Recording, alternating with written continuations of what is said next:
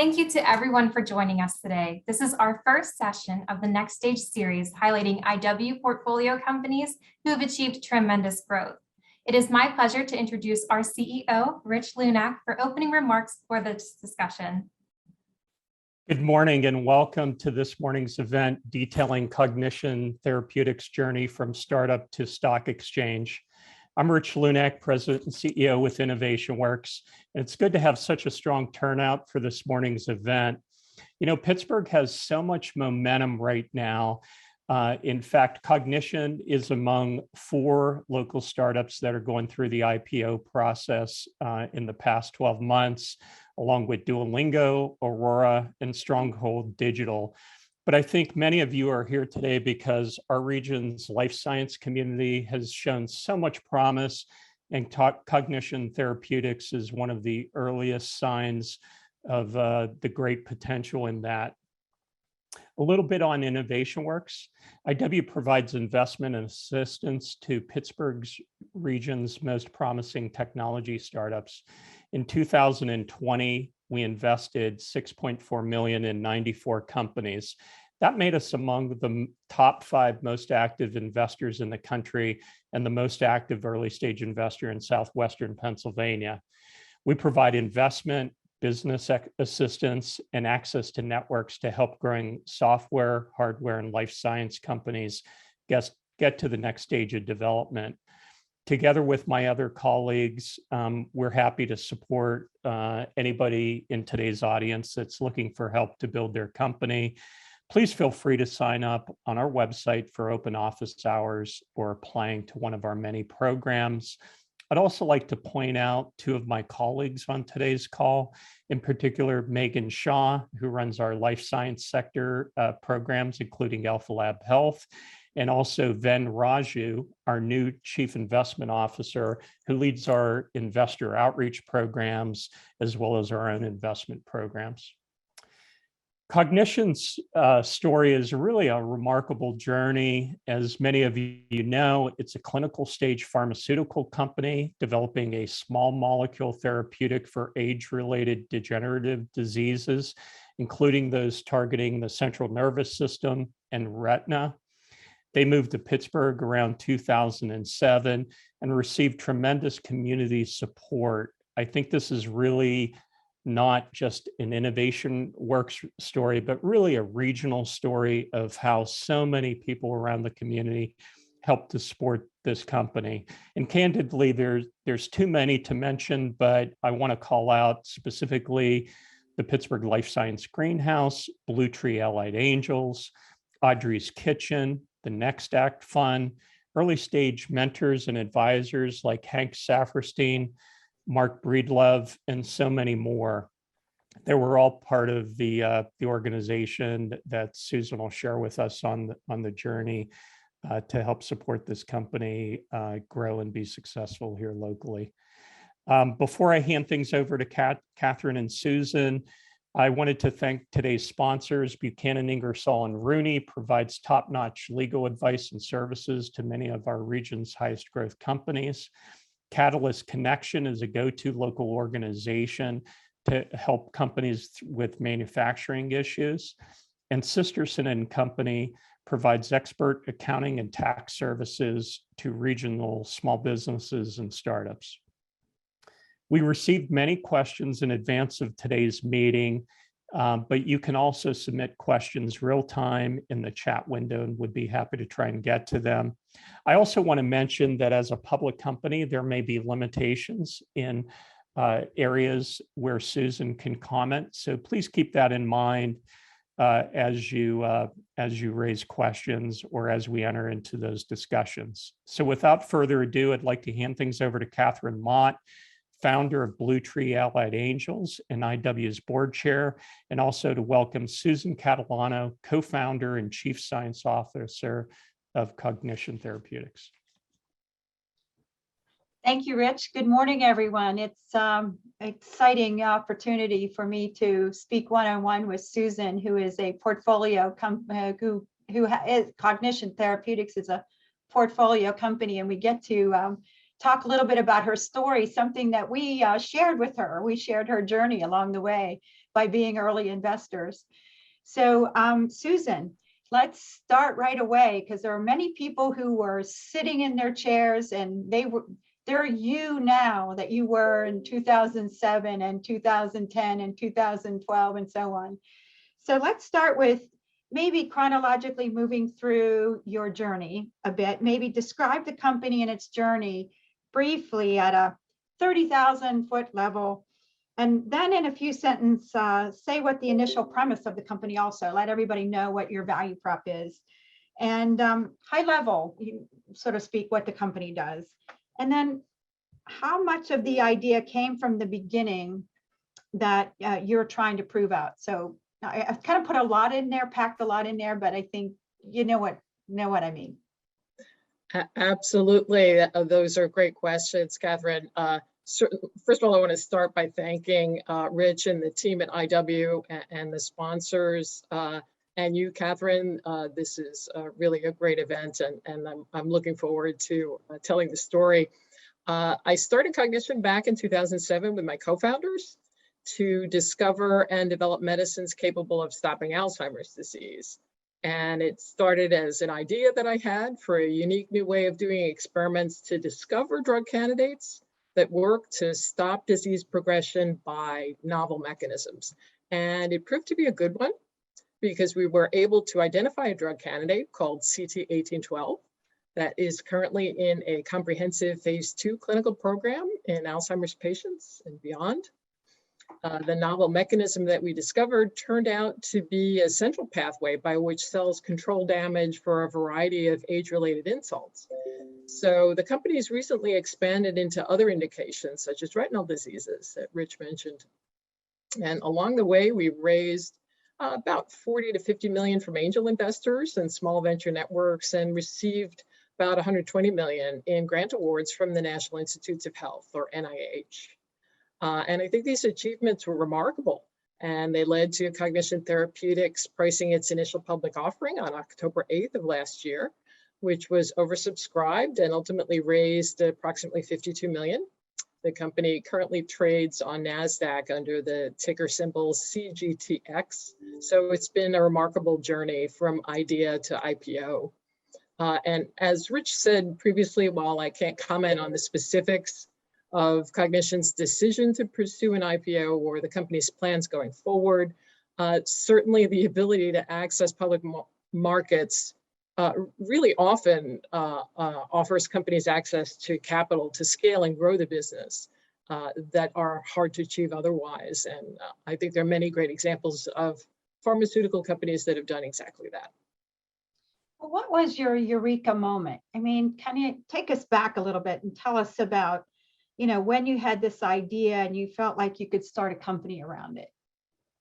Sure. So I'd seen the original work implicating a particular pathological protein known as an A-beta oligomer in setting Alzheimer's disease in motion. I was aware of that years before I started the company, but the eureka moment really was when I realized that there was a better way to get to drug candidates that could potentially stop this pathological protein. And that new way of doing experiments was to first of all, use my expertise with this challenging oligomer protein and my experience using brain cells in a dish to find drug candidates. And then combine this with co-founder Gil Richton's unique way of finding novel drug candidate molecules. And in my 22-year career in the biopharmaceutical industry, I've had the opportunity to work with amazingly accomplished colleagues in both large and mid-sized companies, but also startups. And so I knew that I could, certainly was capable of building a company. And I knew that with the right co-founders, we would have the skill sets, the expertise, and the experience to do so. Last year, my good colleagues, Howard Fillett of the Alzheimer's Drug Discovery Institute and Jeff Cummings of the Cleveland Clinic, approached me to ask if I would write a chapter in their book on the Alzheimer's therapeutic ecosystem. And they requested that I write a case study of how I achieved what I did at Cognition. And so a lot of the details of the foundational science ideas and that eureka moment are contained in that chapter. It's being published by Cambridge University Press in the next couple of months. And I'd encourage folks to look for that because it has a lot of the details, and there aren't that many case studies like that. And it mentions the full list of folks by name who were instrumental in us achieving all of these milestones that we did. And that's very important to me. And we're not going to have time to do that here. Well, it's a great opportunity to be able to share your experience in a case study. There's so much to learn from a case study. So you mentioned co-founders. So let's talk for a minute. What was the initial makeup of the company? Was it Susan? Did you have co-founders yet? And when you first, and then also let's take that into moving from California to Pittsburgh, maybe.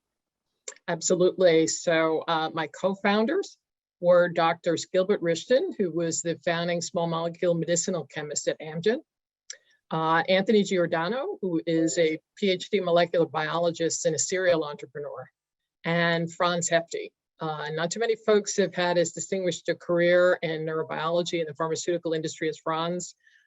His credentials include Genentech, Renat, Avid, and now Prevail. So I was very fortunate to have their support and belief in my idea that there was a better way to discover Alzheimer's drugs. And I incorporated Cognition as a Delaware C Corp on August 21st, 2007, and moved to Pittsburgh to start the laboratory operations in November that year. So I'm going to take a minute, I'm kind of off script here about incorporating as a C Corp. What was the value to you as incorporating as a C Corp, as a company? Certainly that is one of the standard ways that companies in our sector is organized. I think that was really what was behind it.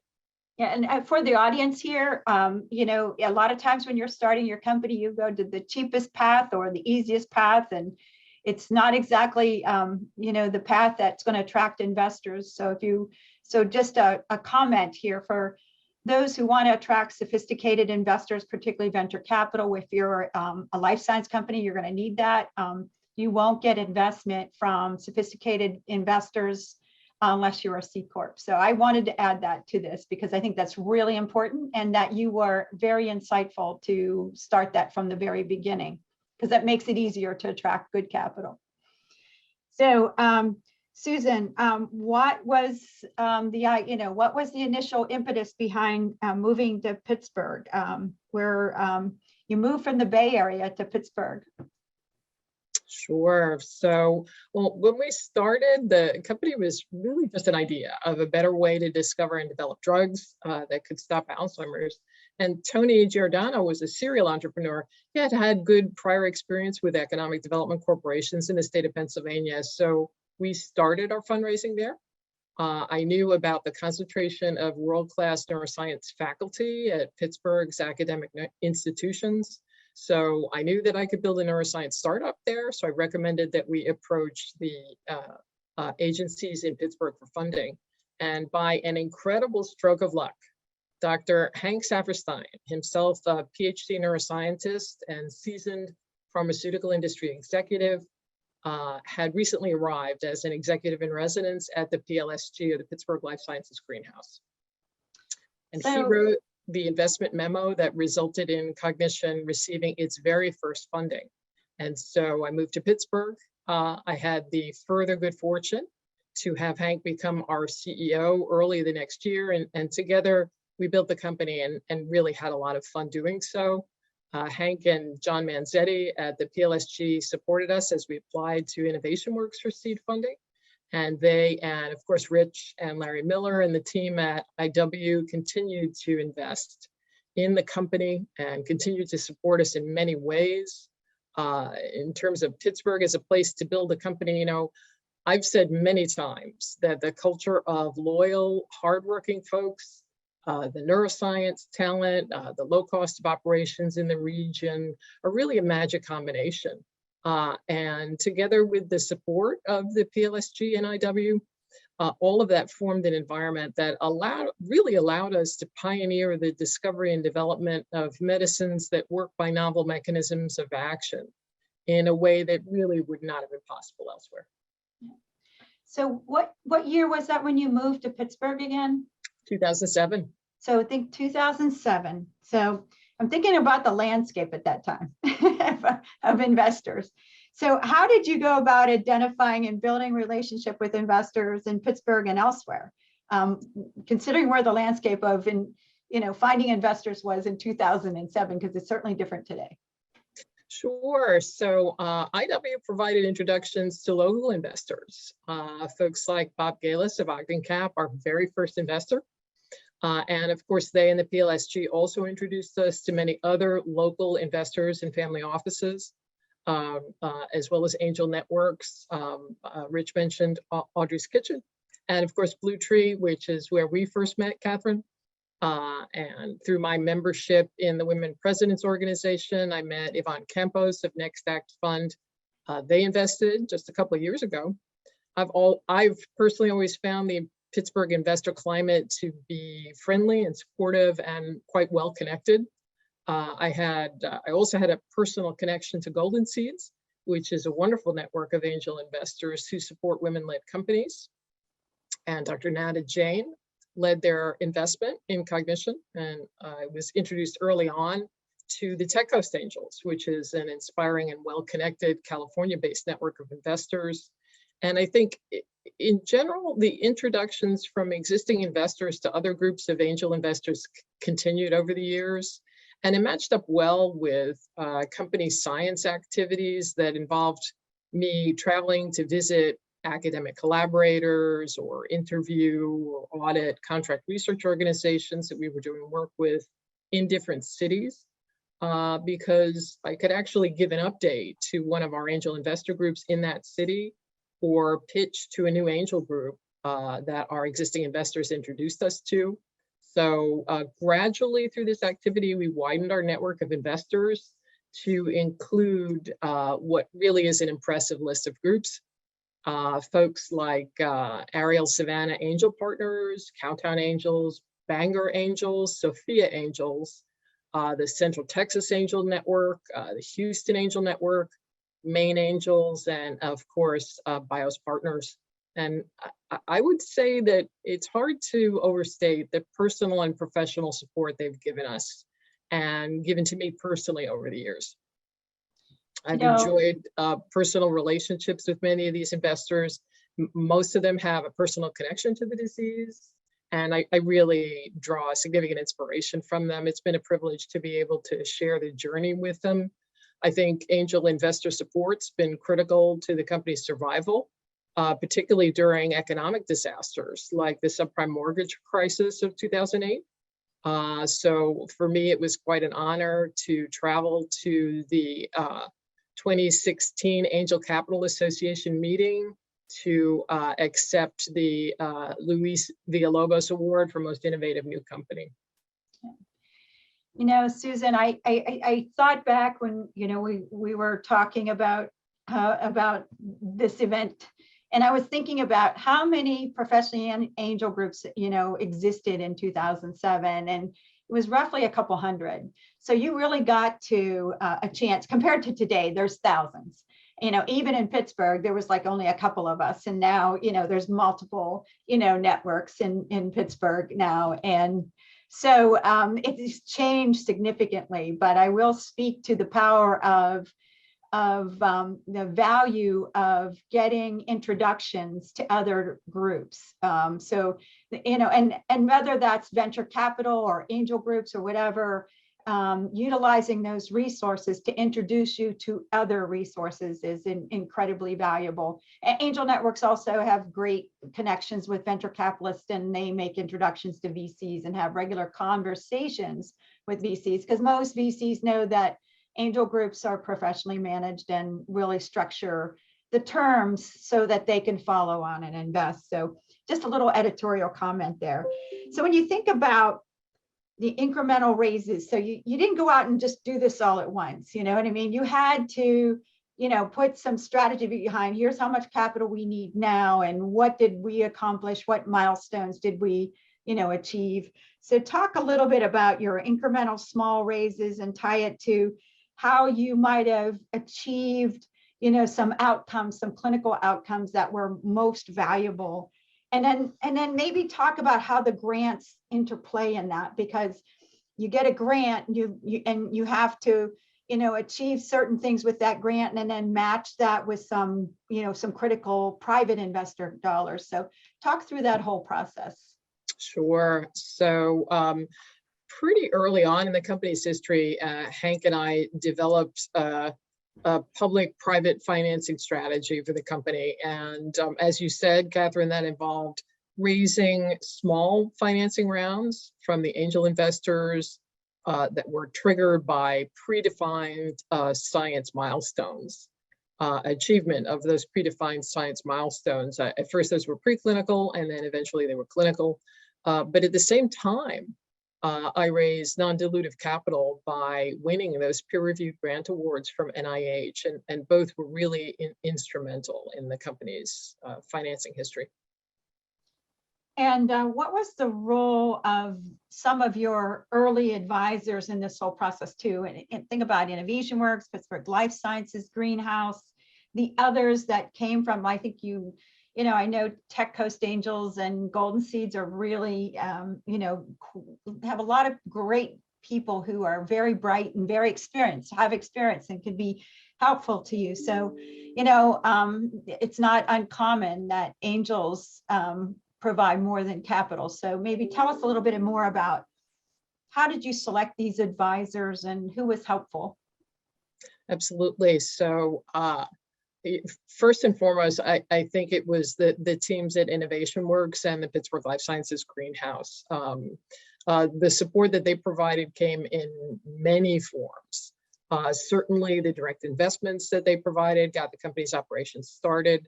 The subsequent investments helped the company continue to operate, and both organizations, of course, introduced us to interested investors. Both have a considerable reach and are well respected in the fundraising community. So their stamp of approval really translated into further follow-on funding. And in addition to the investors they directly introduced us to. So both organizations were flexible. They were quite accommodating as we formulated the financing rounds and participated in the follow-on funding rounds. And overall, I would say we're a pleasure to work with. So big thank you goes out to Rich and Larry Miller and Terry Glick and the team at IW, as well as to John Manzetti and Jim Jordan, John Glicksman, and Diana Cugliari and the team at PLSG. Cognition would not have achieved what we did without their support.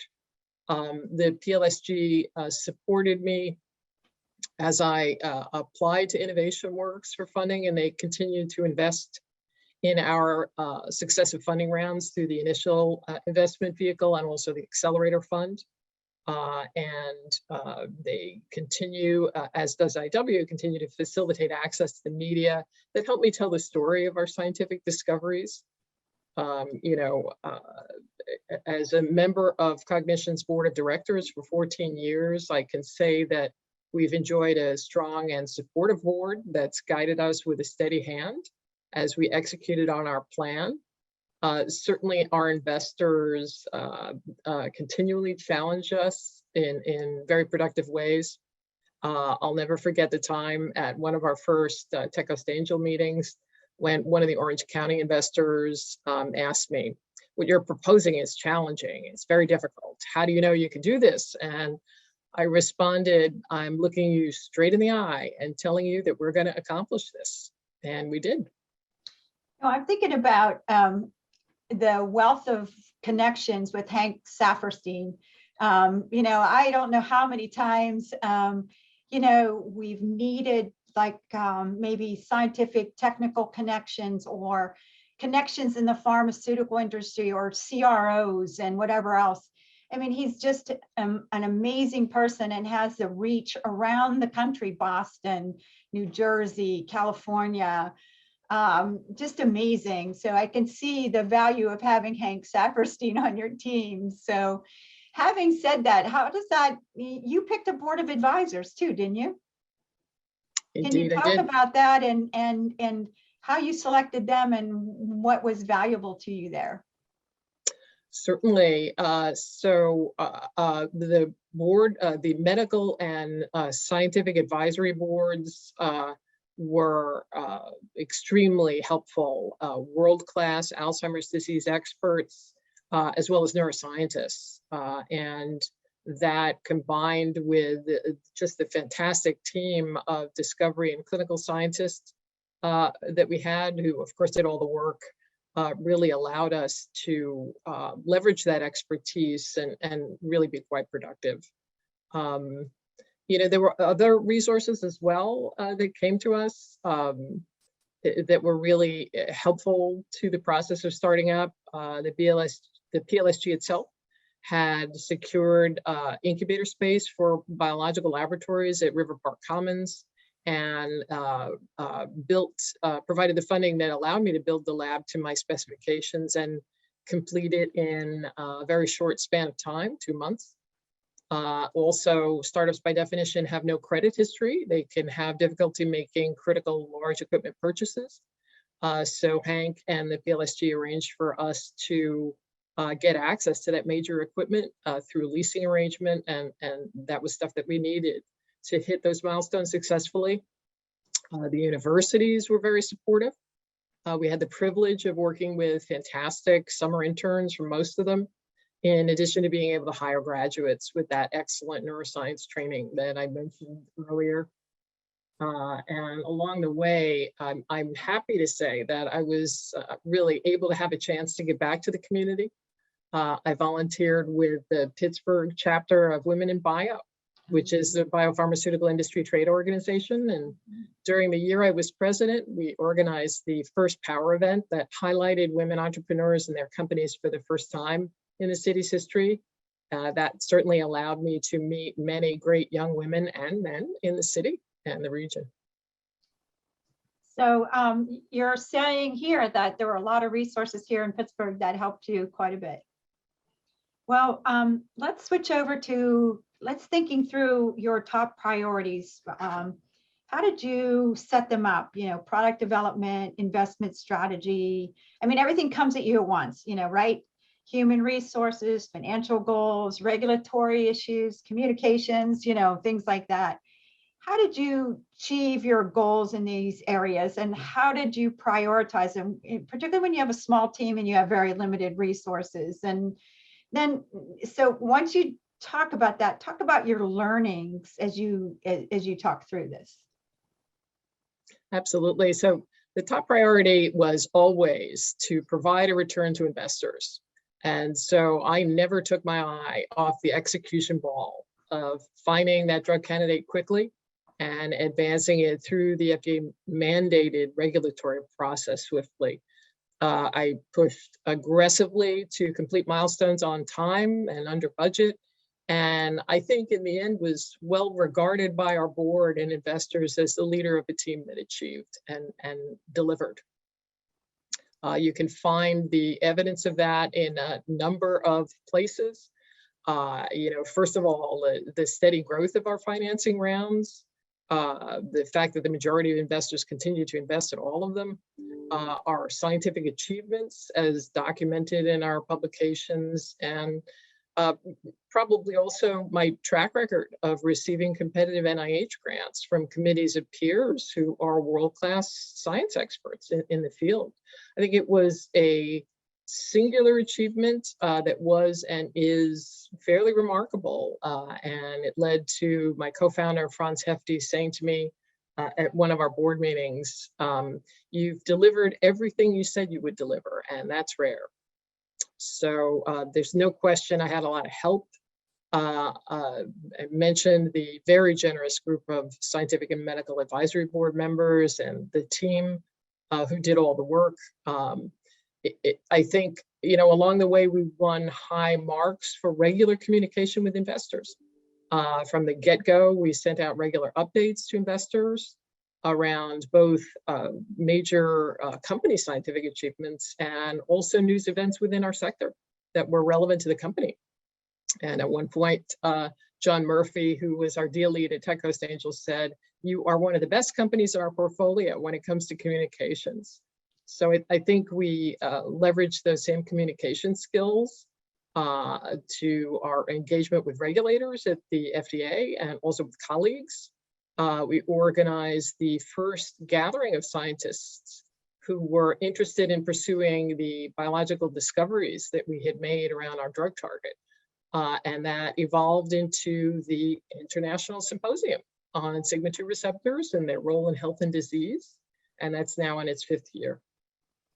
You know, you bring up communications, how important it is, you know, and it's particularly very important to investors if you want to get follow-on funding. So, you know, it's really critical. But one of the things I was most impressed by, particularly with you, and I think about all of the pharmaceutical companies we invest in, is you are able to adeptly navigate how to communicate to people who are not technical. You know, so particularly when you come, you know, when you're talking to the NIH, you got to be very technical.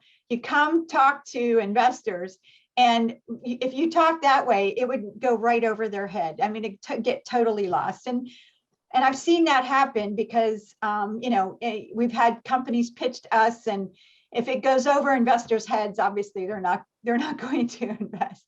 But, you know, you had a way of figuring out how to explain the mechanism of action so that people could really get it and understand it.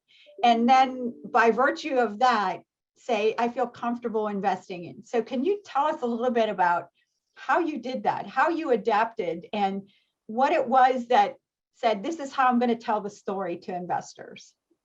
Sure. So I would say that scientists have a bit of an advantage because we're actually trained to communicate complex information often and clearly to each other, both in speaking engagements at conferences and in publications. And I certainly had the advantage of being trained by mentors who were truly exceptional at that. But it also might have been the double major in biology and English Lit at Barnard as well. I don't know. For me, I think it's a combination of excellent training with a love for teaching. I've always enjoyed structuring information in a variety of ways so the light could go on. For the largest number of folks, our CEO once told me that my ability to helicopter to the appropriate level of scientific detail for a given audience was the best he'd ever seen. And that I was as confident speaking to expert scientists as I was to interested lay people. And as you said, Catherine, I think that's very critical. Yeah, know your audience. I mean, I'm thinking about your video. Could you tell everyone about the video that shows how you capture the proteins and eliminate? I mean, to me, that was like, oh, everybody gets it. Maybe tell like what that was. Just so that people here understand, gee, how do I translate that to an audience that's not technical? So sure. So I think the important thing is capturing the essential concepts and communicating the uniqueness of the investment opportunity. When the science is novel, it's a pretty straightforward thing to do, as long as you can break those concepts down into concepts that are accessible. The animation that we did was very unique. It was not only a combination of scientific information, because it was built from atomic resolution PDB files of the proteins and their interactions with each other, but it also helped us create that real-time flow of events that really allowed that light to go on. Yeah, the animation was super helpful, I would say, to the average, lay person. So,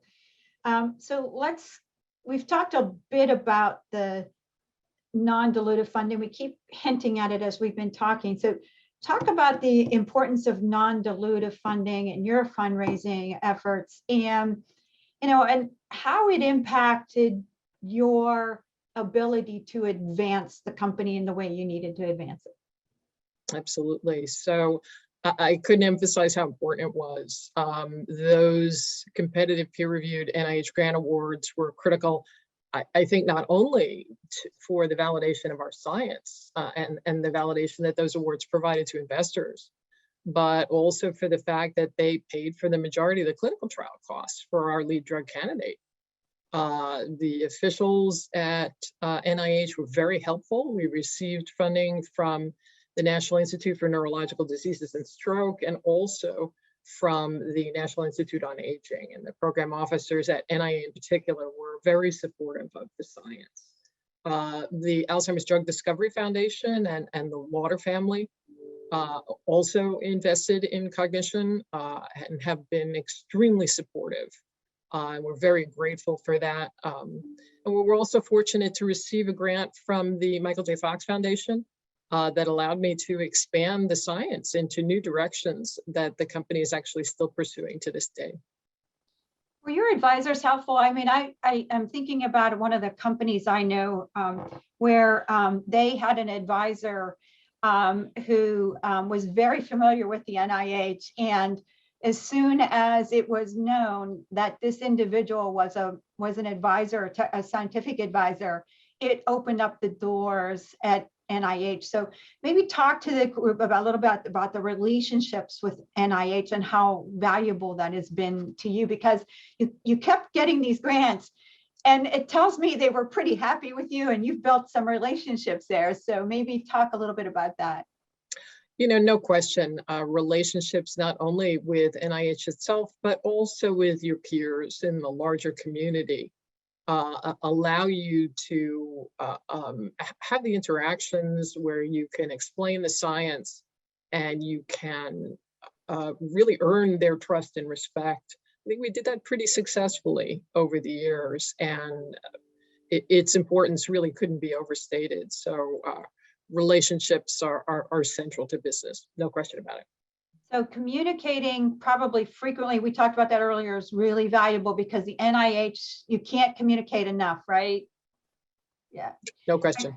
Yeah, and so the whole idea of, I've been focused on investors, but I wanted to make sure that our audience knew and understand how valuable it is to maintain those relationships with, you know, non-dilutive resources and other resources that are very beneficial to, you know, building a company. So let's talk a little bit about, you've been on this interesting journey along the way. What are some things that you would say today, some insights that you would share? Here's what I've learned. Like, I've learned this and I'll never do this again, or I've learned this and it really was helpful, and I would encourage everyone to consider this. What were some of those learnings, and what can you share here with this group? Sure. So I would say, you know, certainly you've got to be tough. You've got to take risks. You've got to be ready for the years of hard work. And you have to put the support infrastructure in place that are going to allow you to do that. I think for me, there were a variety of sources that I drew inspiration from. There's a lot of wisdom in places like Jack Roseman's book, Outrageous Optimism, which is a great description of the entrepreneurial journey. Billie Jean King's book, Pressure is a Privilege, was another one. I think I personally took a lot of inspiration from the stories of the patients and their caregivers and families. I'm so grateful to all of them for their participation in our clinical trials and our journey. Would you talk about anything that you say you've done and you'd say, you know, I made a mistake here and I've learned from this, and I would encourage people to avoid this? Anything like that that you would offer in relationship to that? Oh gosh, you know, I think for me, certainly one thing that comes to mind is leaving enough time for the grant writing, which is an extremely intensive process that's very absorbing. So getting some support for that early on would be one piece of advice that I would give that would be useful. So one of the things I observed with the company is, and I would say this is a learning. So you didn't choose to be CEO. You brought on Hank, but also you made some changes in management over the time frame. Explain the decisions on, you know, on each one of those, because a lot of times it's very hard for founders to say, hey, I want to be CEO. This is my baby. But you chose to say, I need someone else, and I need to surround myself with other people who know how to build a company, and I'm going to tap into this talent. And I'm not going to be afraid to change it out as the company grows and I find I need different skill sets. So can you talk a little bit about that? Because you certainly had some learnings, I'm sure, from that. No question. I think certainly I've had the privilege to work with some absolutely amazing colleagues. And I think that the board of directors has done an excellent job of leading the company through a variety of changes. I'm very clear about my role. I'm a scientist and always will be one. And I think knowing those limits, knowing what makes you happy is a really important part of that journey. And knowing that early on is a really important journey. Working with excellent colleagues and company management has been a privilege for all of these years. It sounds to me you have a certain self-awareness, about what your strengths are and where you need help, and you weren't afraid to tap individuals to fill those gaps, so to speak. So you mentioned board. I'm actively on boards, and one of the things I see is those founders who communicate. So when you're an early stage company, you really have to tap your board, use your board. It's not just an early stage company, you're not just reporting to your board, because they do have governance oversight, but they also want to help. They're often investors, and they're invested in your success. And they're people like Innovation Works or whatever that might have an observer role on your board, and that can be very helpful. So tell us a little bit about how often you communicated with your board.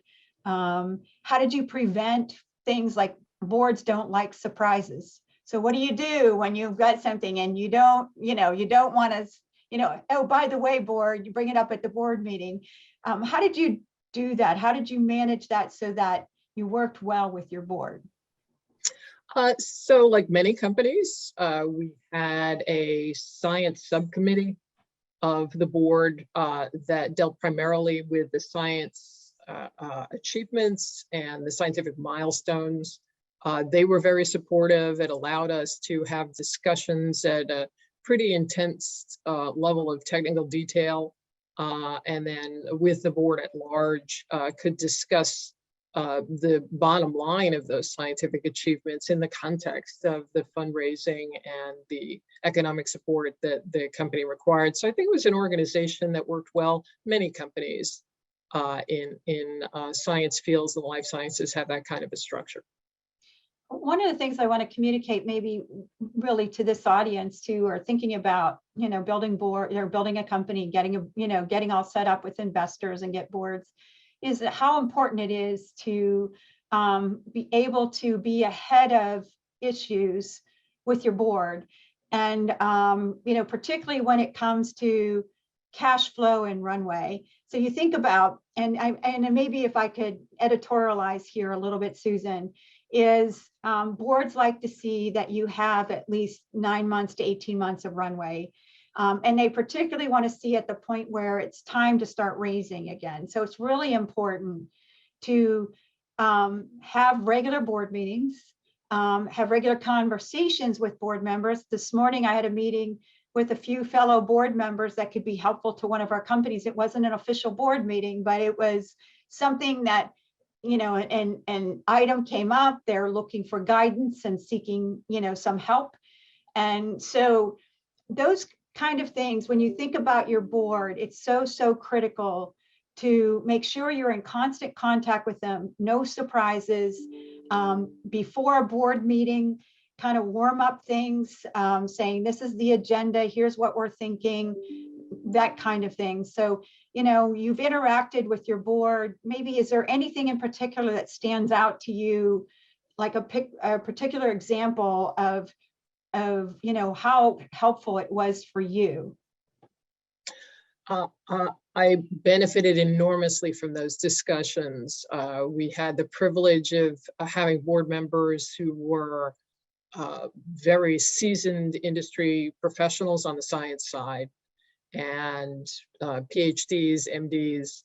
So we had the benefit of expert scientific advice and counsel along the way. People really understood the process, and by communicating frequently and, of course, honestly and openly about the challenges that we faced, we were able to incorporate that guidance into what we wound up achieving, and actually had quite a good track record of achieving those science milestones. So communication is incredibly important.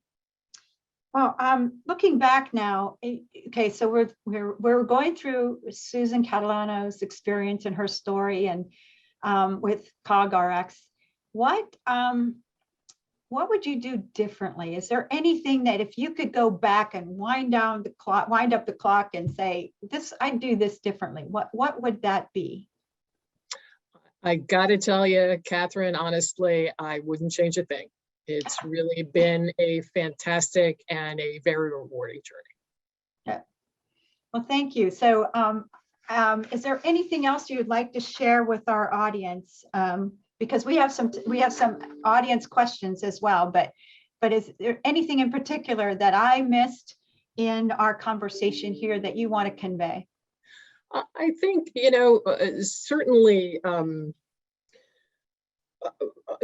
think it goes without saying that you're certainly going to need the support for the journey from your family, the strong support from your family through those nights and weekends and the tough times, because there's going to be a lot of them. It really is a mission-driven life. You can only engage in that with support. I'm certainly deeply grateful to my family for allowing me to take that journey. So that's what I would recommend to any entrepreneur, have that strong support. That's hugely beneficial advice. The thing I think about is, and we even had this conversation recently with one of our other companies, is the amount of time. It's not your 40-hour work week. It's going to take a lot of time away from personal activities and your family. You're going to be underpaid. You're not going to be paid, market rate that this corporation bear or wherever else. So you're certainly going to do that. You're really working for the back end, which is your ownership that you have of your company and your ability to, benefit greatly from, when the company is either acquired or becomes an IPO. So, I think that's the greatest advice that you can give, is that, this is going to be a challenging thing, but if you believe in it, strongly believe in it and embrace it, it's worth it. So I'm getting the impression it was worth it to you. Absolutely. Yeah. Well, Jane, I'm going to hand this over to you, because I know we had some questions that came up here, and we had some good questions that were presented before we started this event. So I'll hand it over to you. Thank you, Catherine. Yes, and thank you to everyone who did submit their questions as a part of the registration and during this chat. And just as a reminder, there is an entire Q&A section at the bottom of your screen. If you do have questions during this Q&A session, please feel free to submit there. So let's get started with a question that a few of you did ask about, and I think people always want to know. Susan, can you talk about the most difficult part of your journey and how you got through it? Gosh, I probably the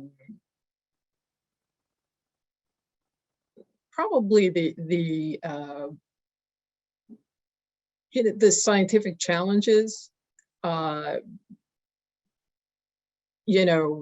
foundational science of the company, the focus on the central hypothesis that we had, the central scientific hypothesis that we had, never wavered throughout the 14 years of the company. I think it yielded fruit, but there were some challenges along the way. At the end of the day, the science has to work. In the biopharmaceutical industry, it really has to demonstrate a therapeutic impact on the disease, initially in your model systems and eventually in patients. So I think that was, both the most difficult and the most straightforward path for us. And then another question was, how many times did you have to pivot efforts? So I know you said the science had to work, didn't change, but what about those pivots that you still did have to take in your journey? So we actually did not have to pivot.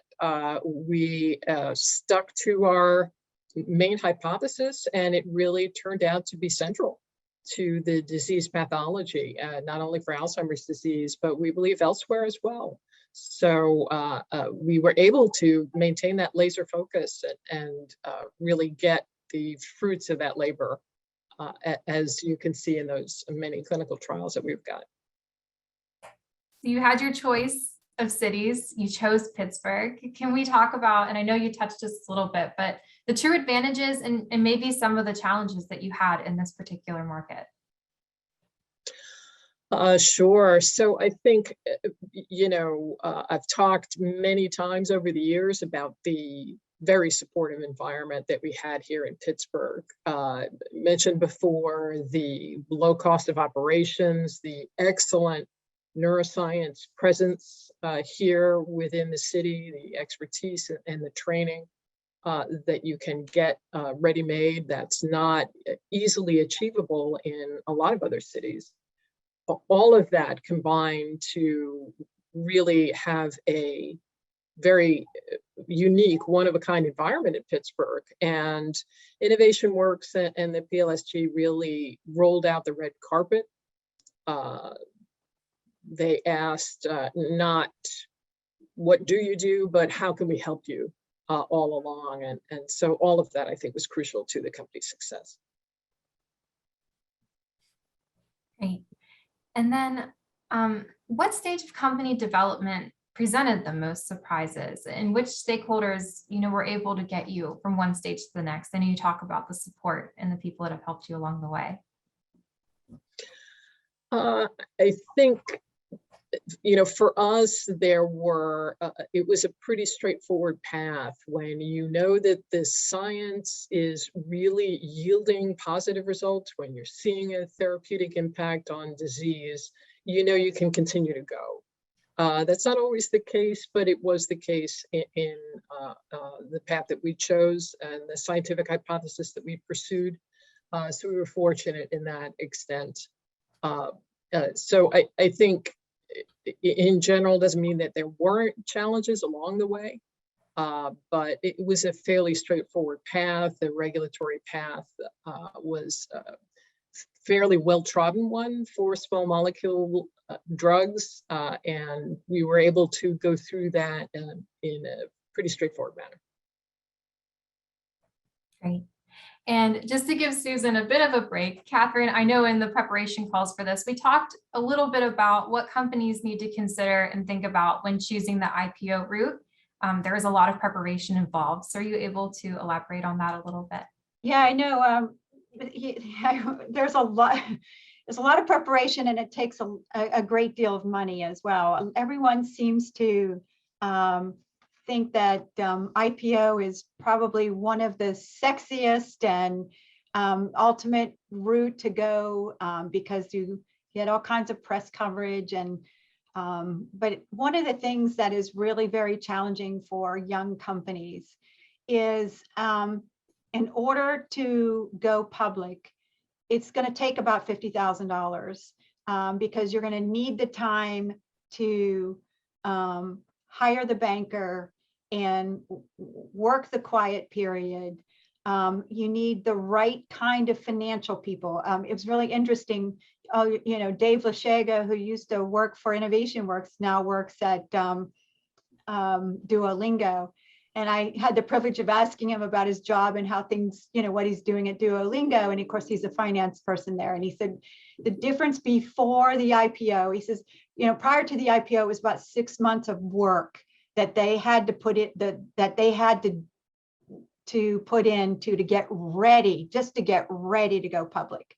Then they had to hire a big accounting firm that knows how to deal with the SOX 1 and the SOX 2 compliance.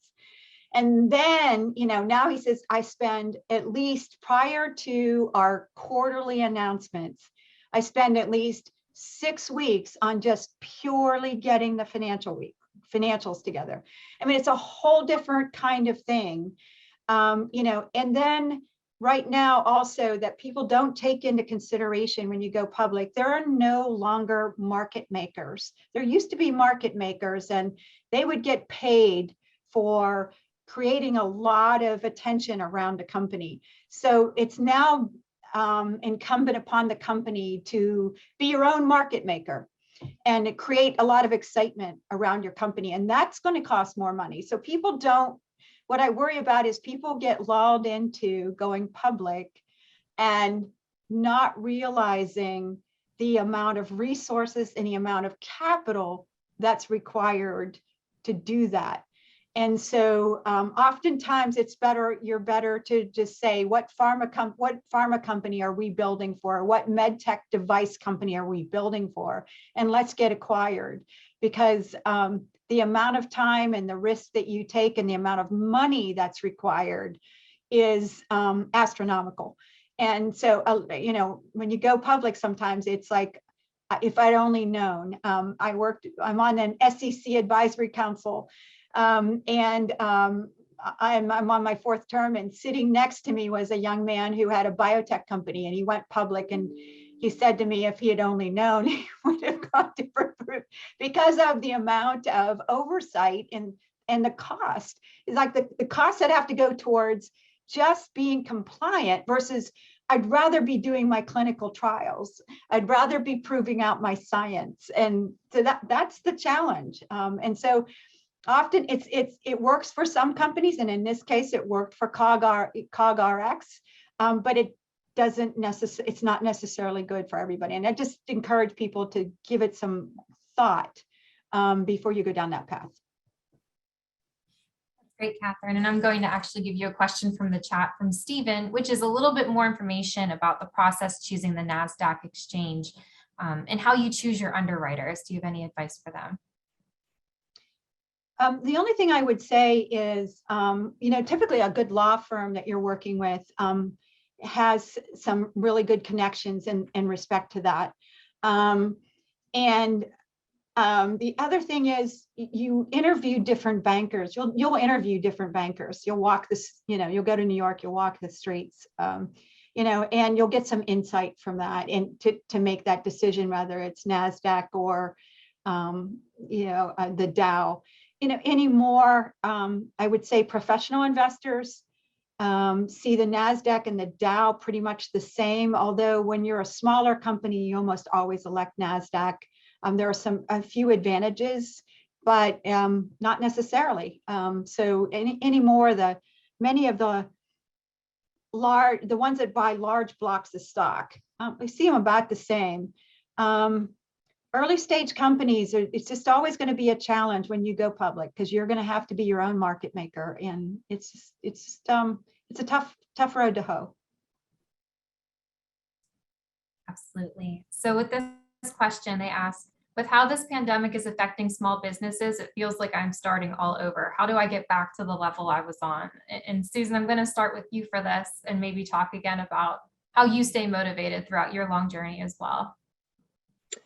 Sure. So I think it can be very challenging. I mentioned the example earlier. We had to live through the Great Recession of 2008 and 2009, which was extremely challenging. Really weren't sure how we were going to get through that, but we did, I think, with a combination of very dedicated investors and the NIH, which moved very quickly to stabilize small businesses through a particular grant mechanism that many companies took advantage of. So those kinds of resources that are relief that's available during extraordinary circumstances are things that really folks should be looking for. Catherine, if you don't mind, I'm going to ask you the same question, just words of encouragement for companies that are feeling like they're starting over after this pandemic, well, enduring. It's riding a roller coaster. Anytime you start a company, you're going to have great moments and you're going to feel like there's just, we're going to break this and look how great we were doing. And then you run into something like Susan mentioned, 2008, 2009. It's out of your control. There's nothing you can do. So you have to pull back and think about, how do we survive this, this next, who knows how long, because we didn't know in 08 or 09. How do you survive that? I will say this, 08 and 09, for those who were entrepreneurs then, were pretty well prepared for the pandemic and really knew how to pivot very quickly and hunker down and conserve resources. But also there's scientifically, you could run into a roadblock, and now you have to pivot and you have to figure something out. The thing I would add here is always be transparent with your investors, because they're willing to help. Believe me, a lot of us drink the Kool-Aid right along with you, and we still believe in you. We're investing most often in the team, as well as the science. And this, and I don't mean, if the science doesn't work, it doesn't work. You gotta like wash your hands of it and walk away. But if it's just a little something to get over, a little pivot or a little, additional clinical study, we ran into that in one of our other companies where in a monkey study, there was a monkey died. So now you have to figure out, that's the last, just kind of raises red flags, right? You don't want any red flags when you're trying to get additional funding, you're trying to get NIH to agree to invest in, also participate with you. So you really have to understand why this monkey died, right, Susan? It's like, what happened here? Was it the monkey? Did it have some immune suppressant kind of issues, or what was it, the health of the monkey? And we really had to dig into that and be able to show that and do the study again. And now it's I don't know how much we spend, $150,000, $200,000 for that study. And now you have to come up with another $200,000 to do the study over again, because you want clear data points that really kind of show the safety and the efficacy. And so, but believe me, stuff's going to happen. You just have to always be prepared that things won't go the way you want to go every single time, or as you expect it to go. Let's put it that way. And it is like a roller coaster ride. You'll be doing great, and then you hit something, and you do, it's just up and down. Just be ready for it emotionally, but also be ready for it with your investors and your advisors. Be honest and pull them in to help you. Don't hunker in and take it on yourself. You really need to have people pull these resources in and help you. Thank you. This next question I am going to pose to Rich. So anyone on my panelist team, none of you are safe. I'm asking questions to everyone I think is relevant. I do have someone that's just generally curious about support from InnovationWorks to help them expand their business. So do you have something to say to all the startups on the call that are interested in working with us? Yeah, we're open to talking with any and everyone out there about your ideas. We have open office hours, so you can go to our website at innovationworks.org and sign up to meet with one of our experts to talk about where your business is and ways in which we might be able to help you. The process with InnovationWorks is very competitive. There are a lot of companies approaching us for investment, but there are many, many other reasons we're happy to make introductions to people, comment about the stage of your company and how to improve it, and have lots of programming and other ways for you to get help around your business. So I'd say first and foremost, sign up for open office hours or apply to one of the programs online and sit down with us. You don't have to worry about being too early, and we can help set up a plan for you to move forward from there. Thank you. That was great. And next, I'm also going to call Megan up, but Susan, I will pose for you the same question, which is, What do you find uniquely challenging for biotech startups compared to other startup ventures? So Megan Shaw, I'll send it to you first. Thanks, Jane. Yeah, I think there's a lot of things that are additionally challenging. If you think about life sciences generally and specifically biotech, having, in addition to all the things about building a business, you still have, my dog's helping, you still have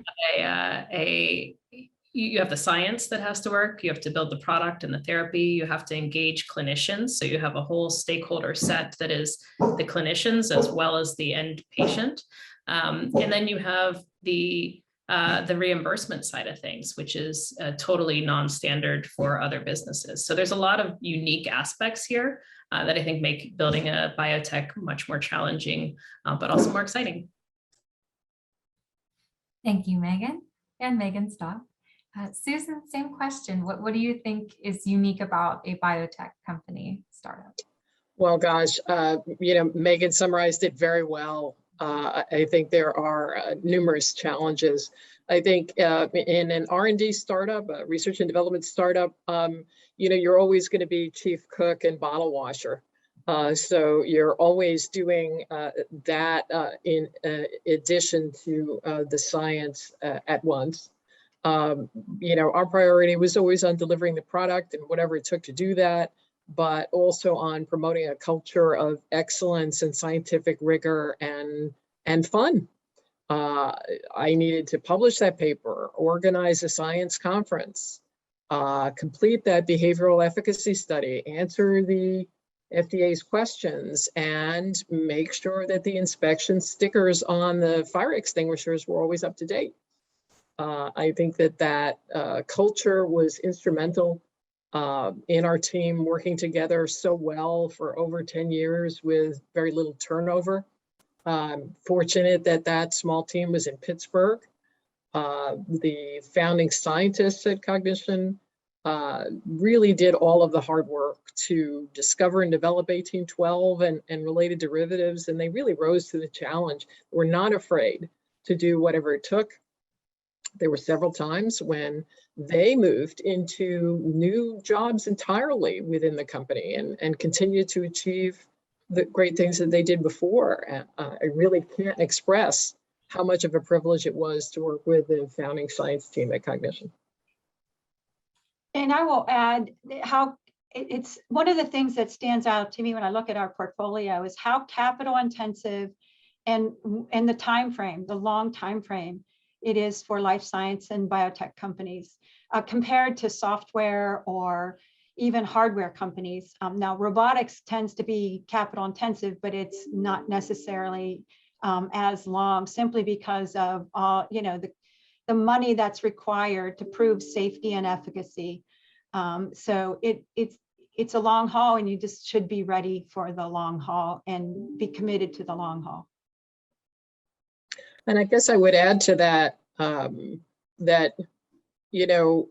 certainly there's a lot of risk in the sector.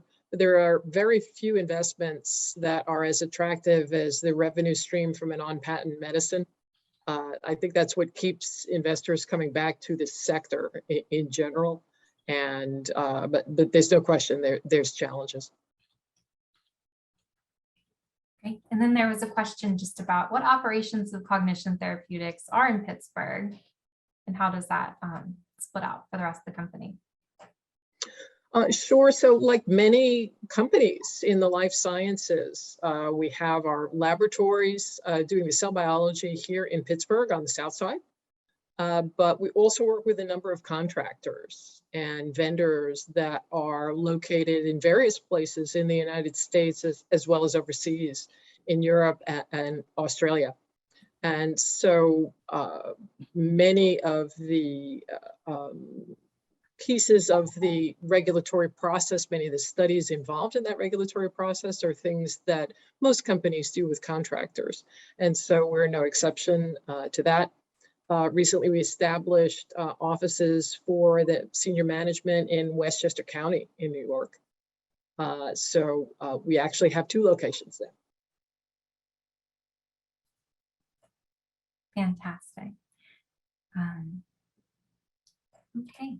I'm going to see if Megan is available. We did have a question submitted just talking about clinical trials and how many patients to have tested, and that information that should be available when you're ready for public investment.